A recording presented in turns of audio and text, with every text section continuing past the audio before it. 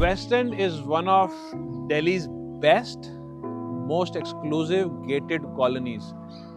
जैसे दिल्ली में builder floors का कल्चर है, कोठियों का कल्चर है, तो ये एक ऐसी कॉलोनी जो एक तो बहुत छोटी है, बहुत अच्छी जेंट्री है और बहुत ही सिक्योर्ड है. Why I'm shooting this standing in a park, not on a road. Roads are very nice and wide और हम उसको भी कवर कर लेंगे in a minute. ये जैसे पार्क है, अब ये सारे जो घर हैं ये उनकी बैक है.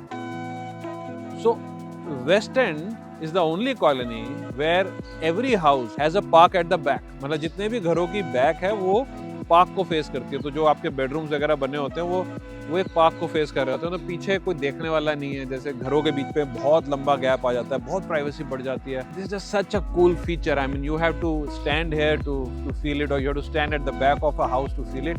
It's very very nice.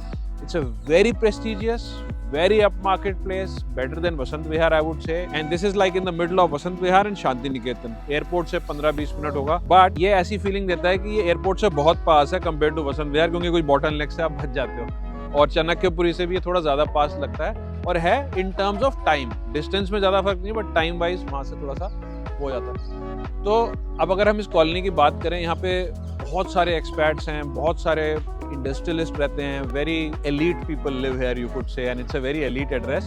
लेकिन ये कॉलोनी बहुत छोटी है. ये जैसे Vasant Vihar is a very large colony, this is a very small colony. Gated है, जगह जगह कैमरे लगे हुए हैं. गेट्स पे 24/7 गार्ड्स हैं. तो वो पूछेंगे जी कहाँ जा रहे हो, क्या है, एंट्री करेंगे, है ना. सो एंड स्पेशली बिकॉज यहाँ एक्सपर्ट्स रहते हैं जस्ट लाइक वसंत विहार. तो और जैसे एम्बेसी के लोग रहते हैं, उनको हम सिर्फ एक्सपर्ट्स नहीं, एम्बेसी के भी लोग रहते हैं. तो वो बहुत ज़्यादा यहाँ पे सिक्योरिटी अच्छी हो जाती है. अच्छा, क्योंकि ये छोटी कॉलोनी है, इसको अगर हम कंपेयर करें, if you know of Mayfair garden और आनंद लोक इन दिल्ली, थोड़ी उस तरह की कॉलोनी है. लेकिन this is on the side of Vasant Vihar. यहाँ पे कोई छोटे प्लॉट्स है ही नहीं. I think most of the plots are इधर 500, 800 एंड देन 1200. कोई एक दो प्लॉट्स होंगे इधर जो 300 गज के होंगे, शायद बाहर की साइड हैं या जो भी है. बट मैंने कभी यहाँ पे और कोई छोटे प्लॉट देखे. तो usual plot size are 500 and then 800 and then 1200. 500 के सामने भी जो रोड्स हैं वो बहुत वाइड है. So this is the place where you feel abundance. और अगर हम रेट्स की बात करें तो हम बात कर रहे हैं यहाँ पे वसंत विहार से 30 to 50% रेट्स हायर हैं. थोड़े से ब्लॉक्स हैं, थोड़े से घर हैं, कोई बहुत ज्यादा है नहीं, इसलिए अवेलेबिलिटी ज्यादा नहीं रहती. People who want a house here or who want maybe a bungalow or a floor here, they have to look beyond money.